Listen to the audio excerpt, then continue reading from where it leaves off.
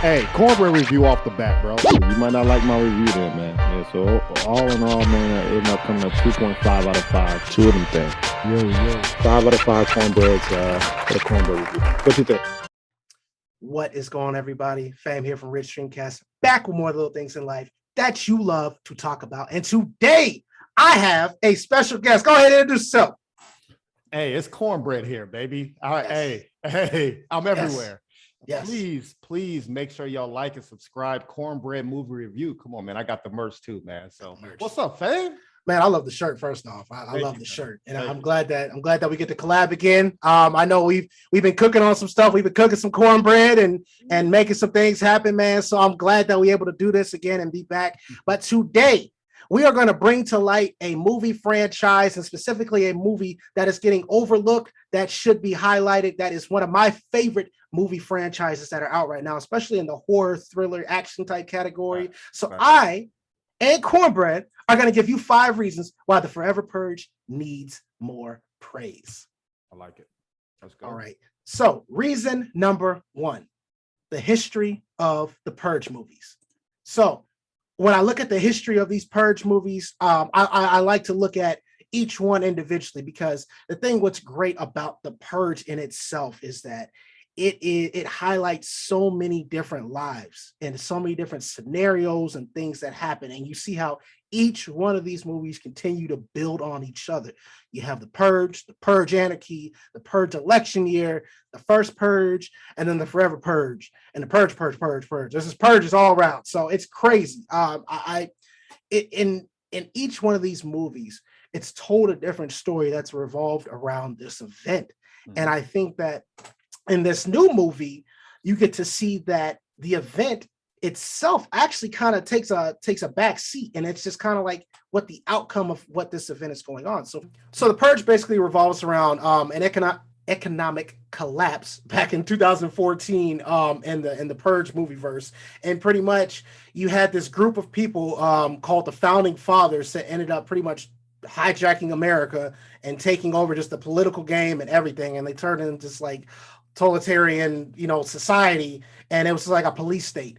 And so they came up with a day, March 22nd, where anybody in America was allowed to do whatever they wanted to do for 12 hours. And it was a way of cleansing themselves and being able to get away pretty much with anything. And also, I mean, really, when you look at it, and as these movies keep going, you see it's really just a ploy really to get rid of the lower class. That's really what's going on. It's just a way to get rid of the lower class. But in these movies, crime is legal. You can do anything. You can go jaywalking. You can steal. You can kill. You can get away with a lot. You can even download music and get away with it. Illegal music. Go through anything. Napster was huge at that time. Napster is on fire right now. Do it. So what do you think about these this history of these Purge movies? So just like you said, the Forever Purge is the 5th movie out of this whole series, right? We're past the trilogies. We just finna keep hitting y'all with movies. Yeah. So I remember where I was in 2013. The first one came out, right? Yeah. Ethan Hawke was in the first one.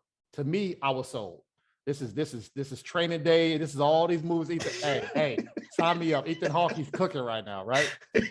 So he got me in the movie theaters, and the concept of this, man. Like, you got to understand, like you said, on surface is anybody can commit crime, but we have crime every day in America, bro, around the world. So they figure, what's the way to stop it? All right, if y'all don't commit crime for 364 days, I'll give you 1 day, 12 hours, do whatever you want. Ever. And I think, at least in that movie world, people took concept to that. Because I think even in the first one, they were like, crime is down to, 50% because we allow you guys to do this. Yeah. So they are accomplishing that goal. But the underlying thing, just like you said, and we'll get into it too. Or the disenfranchised. We can even go into the minorities of them. Absolutely. People who are dying, right? Because we'll get it. I ain't going to spill all the beans. Concept, I was on board. I'm still on board for it. But we got to dig deep into really what are they saying. So absolutely. We in this franchise series, and one thing to note is at some point Blumhouse took over production for that. And Blumhouse, if you all know, Blumhouse is huge when it comes to thriller and horror movies. They have made some of my favorite movies. Right. Period. Right. These guys these guys really took over, and I really like that they had hands on with this. I didn't care that Michael Bay did have a hand in it too, because you can kind of see Michael Bay in some of this stuff. But I mean, you hit the nail on the head. I mean, that's literally it right there, like what this movie has really fed into. So when you go into this new movie, you see that yes, it is a continuation of the other ones, but at the same time, it's starting to tell a much different story, which leads me into my second reason. Reason number 2, the protagonist. So when we speak about the protagonist, we're looking at these different characters, and each of these Purge movies have had different characters. And I think one thing that they've done well is that they've highlighted different characters from different ethnic backgrounds. I love that. I love it that it gives everybody a chance to shine. I also do think that that reflects why the movies don't do as hot as the other ones, namely the first Purge, which is one of my favorites. But this one alone highlights a Hispanic couple by the name of Juan and Adela, and they're escaping Mexico to come into America. And so you get to see just what life is like for them, how they have to deal with harassment, deal with racism, deal with the stigmas and the stereotypes. They have to deal with all that. And they're honestly just trying to make a simple living. While on the other hand, you have you have Dylan, played by Josh Lucas, I'm sorry. And he's been in a couple movies. Can't think of it on the top of my head, but you see his character, and it's like, at first you want to just label this guy a racist, like, oh God, this guy's just a racist. He doesn't care. But the more we start to peel back layers, and that's not easy, to feel compassion for a character that can be labeled as a bigot. But the more you start to peel back layers on him, you start to see where he's coming from. And I'm not at all saying racism is God, no. But I'm saying you start to see how he's trying to survive and what he will tolerate and what he won't tolerate. So I really like that we got to dive into some of these characters. What did you think, though? Absolutely. One thing that I would like to add for this category is location. Right? Yes. You gotta think, man. If Definitely. immigration is on the forefront, it better be California, Arizona, or Texas, right? Because those are the states that deal with this all day, every day. So this movie does take place in Texas, right?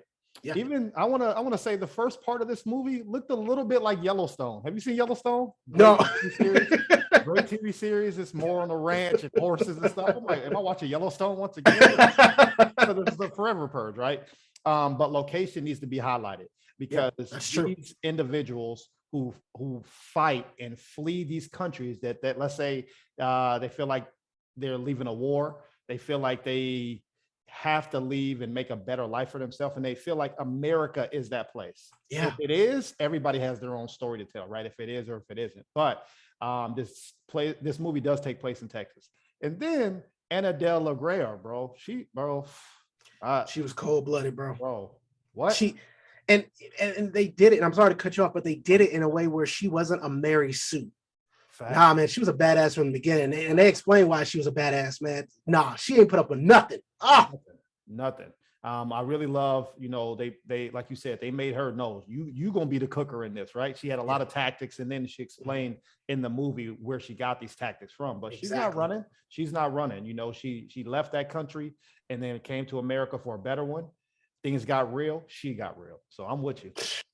I think the scene where she sees the bus full of people, and she grabbed the gun, like, let's get it going. He's like, whoa, wait a minute, slow down. Like, I was like, man, they ready to go at all costs. Like, she wasn't a damsel in distress, which is what they almost painted Lena Headey's character as in the first Purge movie. Right. No. They flipped up the whole script. Had a lot of great characters. I even loved the character of Chicago, the Native American guy.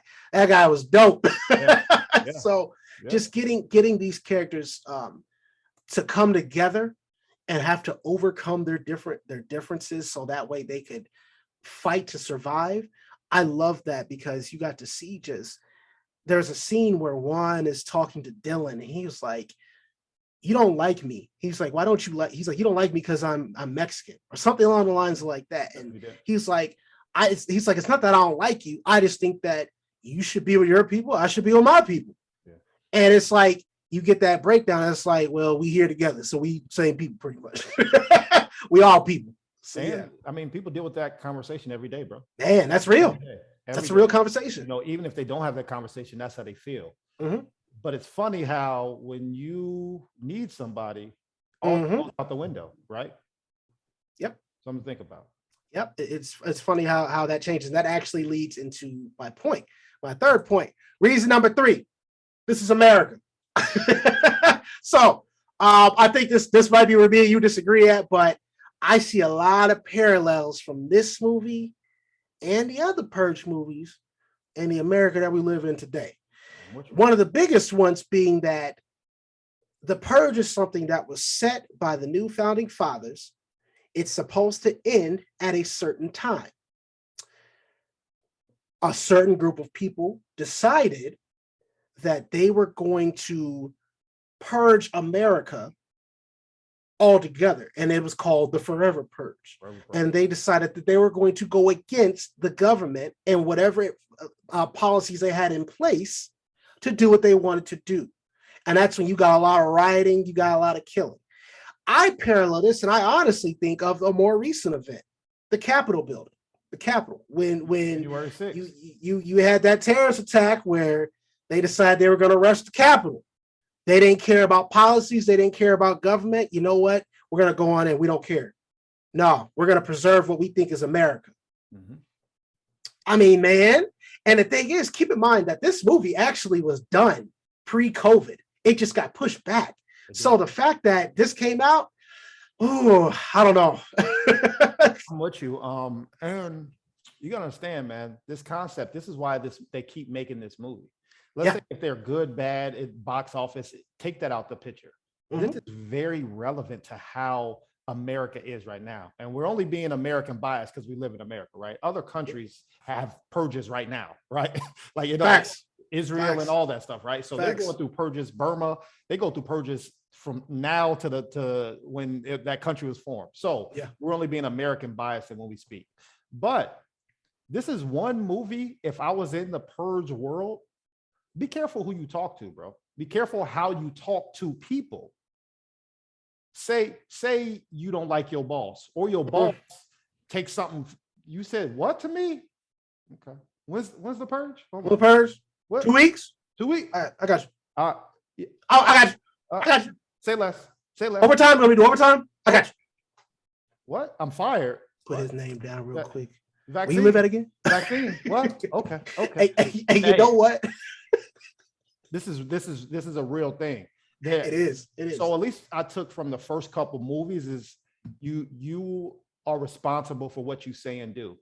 Because if you look at those couple movies, people came to kill those people who did something to them. Other than just the people in the streets, they were just killing to kill, right? But those people who were personal. Other people, it was personal. Other people who were hunting people down, it was personal, right? So just be careful what you do. And that concept, I think, is highlighted in the first couple movies. Now we're getting to deeper conversations like this movie, but that concept is always there. Be careful because it's consequences for what you say. Yeah, and I think that's even in this world, there's consequences for what you say. Right. Now, mind you, I know that there's people out there that are called trolls or snowflakes and stuff like that. That's because they don't have the permission to do anything to you. Right. In this movie, in this universe, you have the permission to do whatever you want. There's a scene in the Forever Purge. It's really small, but I think it's really important where the guy's like, hey, do you want to just come by my place and we can all just lock down together? Nah, we and the family are just going to stay together. To me, that was a big scene because I know from previous Purge movies that petty stuff gets people killed. I think it was the second Purge movie where, like, I think her own sister killed her. In the second one, they were locking down the family and she didn't like the way something happened, killed her. I was like, bruh, they don't care. They don't care. So it's like, definitely watch how you talk, watch how you walk when it comes to just these, you know, when it comes to people in that universe. And so I see that as a parallel to here real life. Watch what you say, watch how you carry yourself. If I say something on this platform, if I say something typing out to anybody or at my job, there's consequences, repercussions to it. That's facts, man. I definitely want to highlight one of your first parts in this section as well. Sure. You brought up rich and poor. And as you said, just the favorite scene that you just said, the family said, I'm a hunker down here. Mhm. The only reason they got to hunker down where they were, because they had the money to do so. They had security. Remember, the dude had a whole iPad, bro. Like it just, Yeah. he had cameras. They had weapons. They had food. They had everything they wanted. They had their own little bunker because they had the money to. Mhm. That's what the rich people had to do. They had to get more of us keeps us safe. Because if somebody tries to attack us, at least we have the numbers, right? We might not have the weapons, we might not have the money, but at least there's there's power in numbers. Yeah. Secondly, the poor people died the most. Those are the normal people who were dying in the street because they couldn't get away fast enough. They didn't have transportation. They couldn't buy weapons. They didn't have the training. So that's part of, like I said, the first part that you brought up, the first section is the money, being rich and poor plays a huge part in this. And that does not, it's always underlined, but it never gets highlighted. Maybe in the sixth purge, they might talk more about that. Yeah, definitely. And so that actually drives us to reason number 4, the journey to Mexico. Right. So I found so much irony in this. God, I found so much irony in this. The fact that there's so many people today, so many immigrants today, people crossing from Mexico, coming to America that have to go through a journey, go through all these loops and processes, whether they're doing it legal or illegally, just to get a better life to come here. And then I feel like it's just reversed in this movie. It's like, man, like Adele and Juan knew what was up, and TT, they knew what was up. It's like, all right, we gotta go to Mexico. That's just it. Like, yeah, granted, there was a broadcast. It's like Mexico and Canada will have their stuff open, their borders open for this period of time. But Texas was popping. What? Texas was popping. It was so bad that you got to see the government really break from their agenda, which was wiping out the lower class, and actually have to fight these forever purgers, which is nuts to me. So I found that the founding fathers, who to me have been the antagonists in the other movies, they weren't the protagonists, but they weren't really the antagonists. I don't know what you'd really call them. They were just kind of like a thing, like another piece to that wheel in this movie. So watching them, like watching this group have to make it to Mexico, I found that journey to just be ironic, because it's like, isn't that funny how it goes, huh? Like, you won't let people in, and there was a wall built, but then now you expect to be able to go somewhere else for your safety. And I'm with you. It came full circle. Full The opening scene is people from Mexico trying to come into the United States. The closing scene is people from America trying to get to another country. Yeah. That's full circle, right?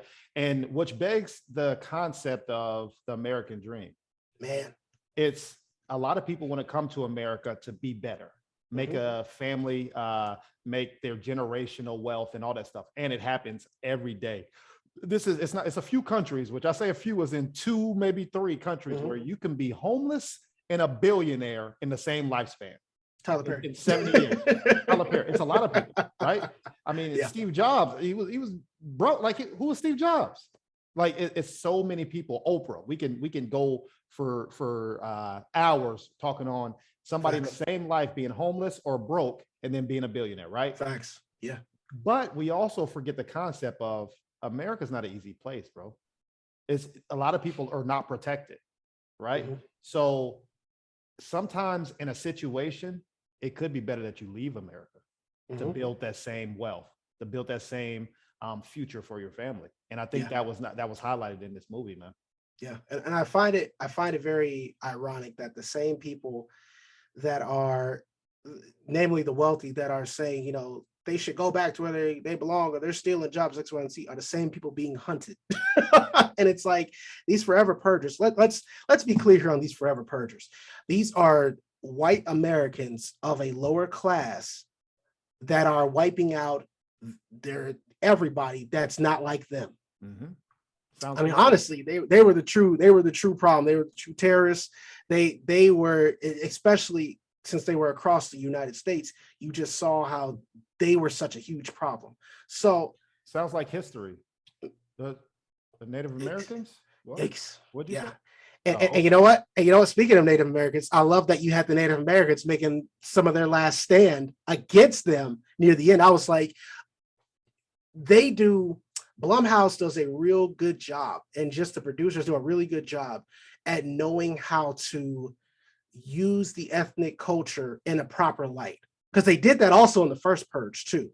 Right. Like not the first Purge movie, but the movie called The First Purge. Right. They did that correctly with that too. You had just the Black people in Staten Island trying to, get through it, and going to church, doing stuff that we would probably do. Go to church, party all night, just trying to get through. So I like that they're capturing that essence really well. And so with this journey to Mexico and seeing just how it unfolded and seeing how the government just started to topple, I found that to be very, very ironic, and I found it to be very hilarious to me. Not gonna lie to you.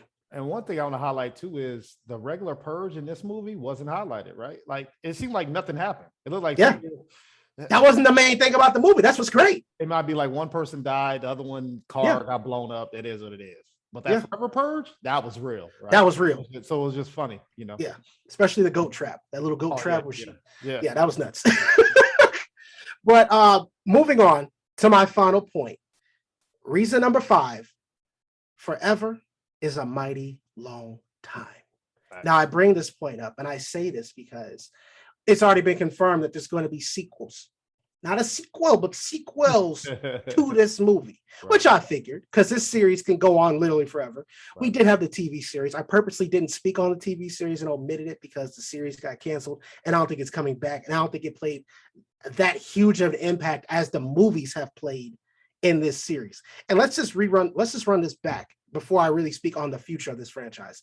In the Purge election year, the Purge was canceled. Right. They stopped it. Yep. It was done. Yep. It was the new founding fathers taking control again and brought it back that made it worse. Mm-hmm. And so that kind of ties into my parallels piece, where you had the Orange Cheeto, who was our president for a little while, that I feel like he brought back out the hate that was here in this country. And it's like, I see parallels with that. And so then with the Purge coming back and being stronger than ever, now you have these forever purgers. Now, at the end of the movie, we see that there is a resistance against these people that's building up. And I think that it's going to build on that. I think it's going to spread out outside of America and go across the world. I think that we're going to see some returning characters as well. Because I'll tell you what, Cornbread, what I've loved to have seen at the end. I like that. Yeah, what I would have loved to have seen in that credits, when you see them like the US, and it's like the resistance is building. I would have loved to have seen like images of like characters from past movies coming together, like just fighting. Like that would have been dope to see characters from like the first Purge and Frank Grillo coming together fighting, or just, man, I had like a whole thing of vision, like, bro, they can keep this going for a minute. So I think this series is going to keep going. Is there going to be an end? Yes, I do think there's going to be an end, but I think it's going to be a much darker end than you may think. And for me, man, I'm a avid movie watcher, right? So my big question when I saw that there was going to be a 5th Purge, is did we ask for this, right? Do we ever ask for it? Did we ask, come on, man. Like, if we're going to proceed, which I'm game, sign me up that there's going to be a 6, 7, 8, 9. We have to do better with a couple things that I want to highlight. Okay, fair enough. I think not having big stars helps and hurts you, right? It hurts you because the box office numbers are going to be low. I think your budget is not going to be there because you're not getting those big stars to say, hey, we got Denzel Washington coming in. Okay, well, shit, I'm going to give y'all $1 billion, right? Facts. So I think that's going to hurt you. I think it helps you because now you can sneak in these little concepts that we're talking about, and it doesn't have to be PC. You're not selling it to a Disney, right? Facts. Where it's going to take away your creativity, and your Purge world is open more. They're not looking for direction, and the higher ups telling you what to do, right? So it's a good and bad thing. So if we're going to continue these things, I think the budget might have to get a little bit bigger, because that helps them out. So that there's a couple scenes that we're talking about that's like, it's only especially one location, even though the Purge is basically built on one location. But if you're over Texas and trying to go to different countries and stuff, your world is bigger, so your budget should resemble that, right? And also the fight scenes. Come on, man. We got to do a little bit better. I understand the main character, she was a beast. She had the tactics, but fighting other people, you had the bad guys talking like they're villains in a comic book. Monologuing. Oh my God. 5 minutes before they shoot, stab, steal, anything. Come on, bro. We those is the 70s, 80s, and cartoons. We got to do if you don't kill him, we gonna kill you all. You got 3 seconds. 5, 4. You said 3 seconds. 5, 4, 3, 2. I'm like, bro, you're giving me time to plan. Yeah, definitely. We got to do better if we're gonna proceed with this movie. So to the writers and directors and all the people out there, listen to this and improve on the 6th one. Yeah, definitely agree. You spoke on just the stars that have come through here. Let's paint this out real quick. Ethan Hawke, Lena Headey, Game of Thrones. I should just say Cersei. I should just say Cersei. Cersei. Frank Grillo, who is just a beast, and Michael K. Williams. Those are just some of the names that have been in this. Some of the names. These are all A-list, high B-list celebrities. I don't know if I want to call Frank Grillo A-list, but he's pretty high up there. He's an action star. He's recognizable. He definitely is. So I think having someone that's on their rise to stardom would be great for this. Like if we had caught Jonathan Majors before he really took off, that would have been great. I think if we can get some Asian American stars in this, I think that would be great. I love that they're, like you said, they're able to bring in all these different ethnic backgrounds without it being too PC or pandering. Right. I love that. Yep. And so I think in the future, I think that we are going to get callback to some old characters like they were doing in like the first 3 Purge movies. And I think, like I said, there's going to be a finality. I think there is going to be an ending to this. So definitely need to touch up on the action, because the action hasn't been there, honestly, since Anarchy and election year. Hasn't been there. But overall, this is it, y'all. This series needs more praise because it needs to get a bigger audience. It's a huge move. It's a huge franchise, and I think it's going to only get bigger. It is. I'm with you. And like I said, sign me up. If you have not seen, first off, the Forever Purge, go watch it. You might like it, you might dislike it, but I think you need to watch all of them. It's kind of like the Harry Potters, right? I ain't never one person that said I only seen one movie from Harry Potter. You got to watch them all. That's very, people will look at you like, what? You haven't seen this? What? No. Can I remember all of them? What? Hell no. But I see them all. Remember them? What? I'll watch the movie again. Like, I've seen this. I don't even, what? Hold on. I did see it, but I don't remember. Yeah, but definitely go check them all out. If I had to pick out of the 5, like I said, the first one, it holds true to me because of the character. I think the originality of the concept and the little twist at the end, right? Like those. Didn't expect that. Those things stuck out to me. So I would pick the first one, even though you should start with the first one, or do it like the Avengers and do the timeline thing. It's up to you, but make sure you go watch it all 5. Nice. I would definitely go with Anarchy just because it's a revenge story. I love that idea. And I was like, bro, they're just going to keep going. But I mean, definitely something that I hope continues to grow, that we can cover more. Just, I love the idea of these movies, and hopefully we can keep doing them. But Cornbread, always a pleasure. Happy to be able to do this with you. I hope we have more. Hopefully none of our footage gets deleted. Hopefully none of our footage, we ain't gonna speak on that. Hopefully none of our footage gets deleted. I'll just say that. But tell the people, where can they find you? Please make sure you like and subscribe and follow me on YouTube, Cornbread Movie Review. I do a movie review every week. Occasionally I do a series, you know what I'm saying? So make sure you like, subscribe. It's right here. So if you see this face right here, that means you're in the right place. And also make sure you pay attention to A Squared Podcast as well. www.asquaredpodcast. Click on the link. Make sure you follow. We have a podcast I do every week as well. So I'm working, man. Fame. I appreciate you having me, man. Hey, man. I'm just a guy that's here to work. I'm just here to do the Lord's work, and I was happy to be able to work with you, man. And thank you. And I think when you were talking just about some of the stuff you're doing, I don't think some of y'all realize this guy puts in work. A Square Podcast is fire. Cornbread Review is fire. Also, if you guys are looking for easy XP, make sure to go ahead, punch the hell out of the subscribe button. Make sure to hit a like. Make sure to leave a comment. Right now. It is a pleasure. Cornbread, it's been a pleasure. I will see you all later. Take it easy.